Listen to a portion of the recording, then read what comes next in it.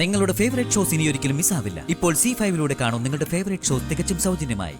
അതിരെ നീ മോക്കിത്തിരി പാല് കൊടുക്ക. അങ്ങനെ ശീലിപ്പിക്കണ ചേച്ചി, പിന്നീട് അത് ബുദ്ധിമുട്ടാവില്ലേ?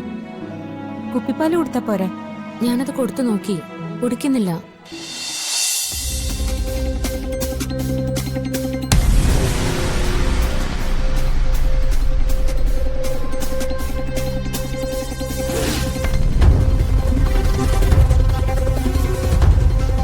ഞാൻ ഇല്ലാതാക്കാൻ ശ്രമിച്ച കുഞ്ഞിനെയാ അവൾ ഇവിടേക്ക് കൊണ്ടുവന്നിരിക്കുന്നത്.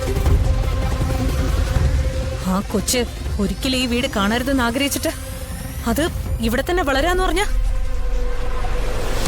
ഇപ്പൊ അർച്ചനയുടെ കയ്യിലുള്ളത് ആതിരയുടെ കുഞ്ഞാണെന്ന് അറിഞ്ഞ കുഞ്ഞുങ്ങളെ പരസ്പരം മാറ്റിയതൊക്കെ അവരറിയും. ആ കുഞ്ഞിനിപ്പോ ഒരേ ഒരു അവകാശമേ ഉള്ളൂ, അത് ശിവരാമനാ. അയാളെ വിളിച്ചു വരുത്തി അതിനെ ഏൽപ്പിച്ചിട്ട് രണ്ടിനെ അങ്ങ് തീർത്ത് കളയാൻ നോക്ക്. ആ കുഞ്ഞ് ജീവനോടെ ഇരിക്കുന്നത് എന്നായാലും അപകടം. പ്രത്യേകിച്ച് അതിനെ വളർത്തുന്നത് അർച്ചന കൂടിയാവുമ്പോൾ അപകടം കൂടും. അതുകൊണ്ട് അയാളെ എത്രയും വേഗം കണ്ടുപിടിക്കും. അതേ ഉള്ളൊരു പോംവഴി.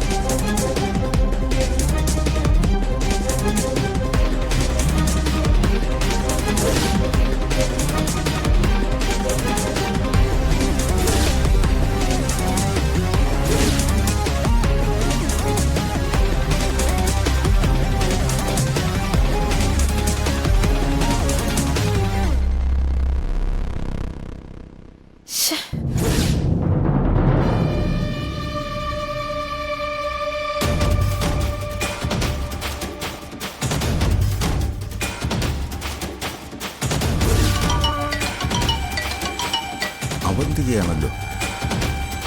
ഹലോ. ആ ഹലോ മാഷെ, സുഖാണോ? അതെ, അങ്ങനെ പോകുന്നു. ഞാൻ നിങ്ങളെയൊക്കെ ഇന്നിവിടെ പ്രതീക്ഷിച്ചായിരുന്നു. ആ, അവിടെ എന്താ വിശേഷം? ആഹാ, അത് ശരി. അപ്പൊ കാര്യങ്ങളൊന്നും അറിഞ്ഞില്ലല്ലേ? ഞാൻ കരുതി ഇത്രയും വലിയൊരു സംഭവം ഇവിടെ നടന്നിട്ടും നിങ്ങൾ എന്താ ഇങ്ങോട്ട് വരാത്തേന്ന്. അപ്പൊ അറിഞ്ഞില്ലായിരുന്നു അല്ലേ? എന്താ അവന്തികെ, അവിടെ ആതിരയും അർച്ചനയും വീണ്ടും വഴക്ക് തുടങ്ങിയോ? അത് വല്ലതും ആയിരുന്നെങ്കിൽ ഞാൻ മുൻകൈ എടുത്ത് പരിഹരിക്കില്ലായിരുന്നു. ഇത് പരിഹരിക്കാൻ അത്ര എളുപ്പമുള്ള കാര്യമല്ലല്ലോ അർച്ചന ചെയ്തു വെച്ചിരിക്കുന്നത്. അച്ചുമോളോ? അവളെന്ത് ചെയ്തു? റോഡിൽ ഭിക്ഷ എടുത്ത് നടന്നിരുന്ന ആരുടെയോ കുഞ്ഞിനെയും കൊണ്ട് അർച്ചന ഇവിടെ വന്നു കയറി. ഇവിടുത്തെ കാര്യസ്ഥൻ ആ ശിവരാമന്റെ കുഞ്ഞാണെന്ന് അർച്ചന പറയുന്നത്. അങ്ങനെ എന്തൊക്കെയോ പിച്ചും പേയും പറഞ്ഞ് ആ കുഞ്ഞിനെയും ചുമന്നോണ്ട് നടക്കുക അവളിവിടെ. ഉള്ളതാണോ ഇതൊക്കെ? പിന്നെ പറ്റിക്കാൻ വേണ്ടിയാണെങ്കിലും ഞാൻ ഇത്രയും വലിയ മണ്ടത്തരം പറയോ? ആതിരയുടെ കുഞ്ഞ് വളരുന്ന ഈ വീട്ടിൽ ആ കുഞ്ഞിനൊപ്പം ഏതോ ഒരു നാടോടി കുഞ്ഞൂടി വളരണോ മാഷെ? അതാ ശിവരാമന്റെ കൊച്ചൊന്നും അല്ലെന്ന് എനിക്കുറപ്പാ. മാഷും കുടുംബം വേഗം ഇങ്ങോട്ട് വാ. എന്നിട്ട് അർച്ചനെ പറഞ്ഞ് മനസ്സിലാക്കി ആ കുഞ്ഞിനെ ഭിക്ഷക്കാരുടെ അടുത്ത് തന്നെ കൊണ്ടാക്ക്. പിന്നെ ഞാൻ മാഷിനോടൊരു കാര്യം പറയാം. അനാഥ കുഞ്ഞാണെന്നും ആരും ഇല്ലാത്തതാണെന്നും ഒക്കെ പറഞ്ഞ് എല്ലാരും അതിനെടുത്ത് തലയിൽ വെക്കാൻ തുടങ്ങിയിട്ടുണ്ട്.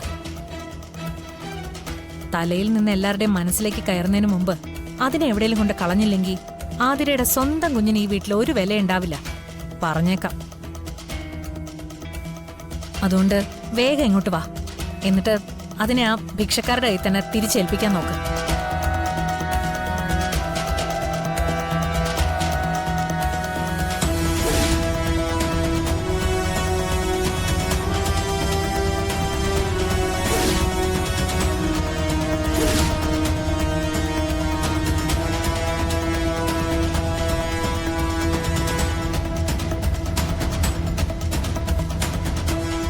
ചക്കരേ?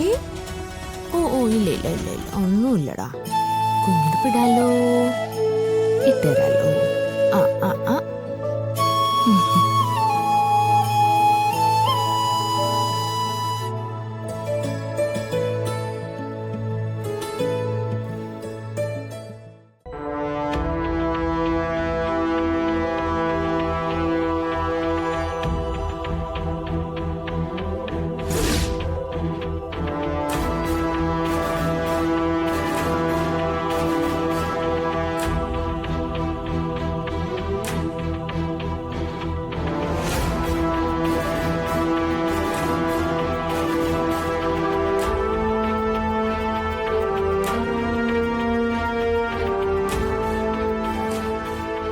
എവിടുന്നാ കുഞ്ഞ്?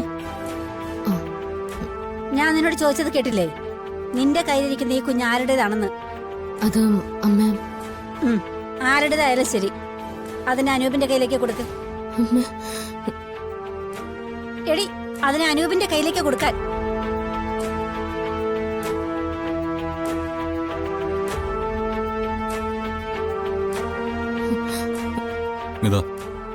അനുപേട്ട, ഞാൻ പറയുന്നൊന്ന് കേക്ക്. ഞാൻ എല്ലാം പറയാം.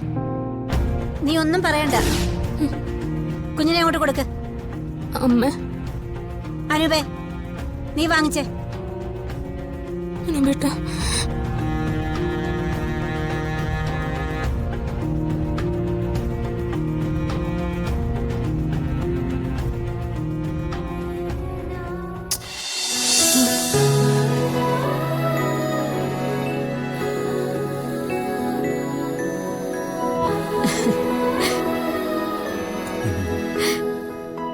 മോളു, അമ്മ പറയുന്നത് കേട്ടിട്ട് അച്ചു നീ പേടിച്ചു പോയോ? ഞാൻ പറഞ്ഞതാ നിന്നെ വെറുതെ പേടിപ്പിക്കണ്ട. ഇങ്ങനൊരു കാര്യം നടന്നിട്ട് നീ ഞങ്ങളോട് വിളിച്ചു പോലും പറയാത്തോണ്ട് ഞങ്ങള് ചുമ്മാ നിന്നെ ഒന്ന് പേടിപ്പിച്ചെന്നേ ഉള്ളൂ. അല്ലമ്മേ, നിങ്ങളൊക്കെ അറിഞ്ഞ എന്ത് പറയുമെന്ന് അറിയാത്തോണ്ടാ ഞാൻ. എന്തു പറയാൻ? നിനക്കും സച്ചിക്കും കുഴപ്പമില്ലാത്ത കാര്യത്തിൽ ഞങ്ങൾ ആരും ഒന്നും പറയില്ല. അല്ലെങ്കിൽ തന്നെ ഇതൊരു നല്ല കാര്യമല്ലേ?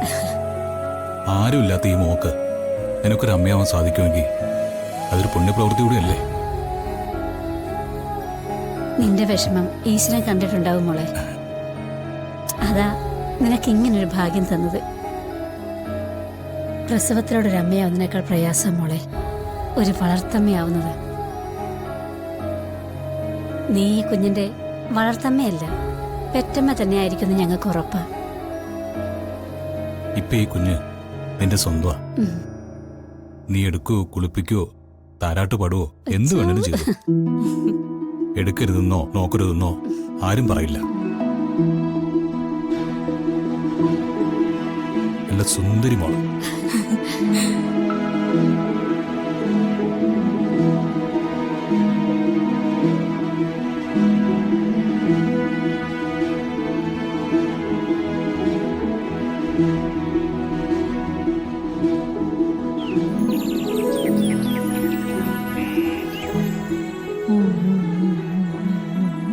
അതിരെ, നീ മോക്കിത്തിരി പാല് കൊടുക്ക. അങ്ങനെ ശീലിപ്പിക്കണ ചേച്ചി, പിന്നീട് അത് ബുദ്ധിമുട്ടാവില്ലേ? കുപ്പിപ്പാല് കൊടുത്ത പോരെ? ഞാനത് കൊടുത്തു നോക്കി, കുടിക്കുന്നില്ല. തൽക്കാലത്തേക്ക് നീ കൊടുക്ക. പിന്നെ നമുക്ക് എന്തെങ്കിലും ചെയ്യാം.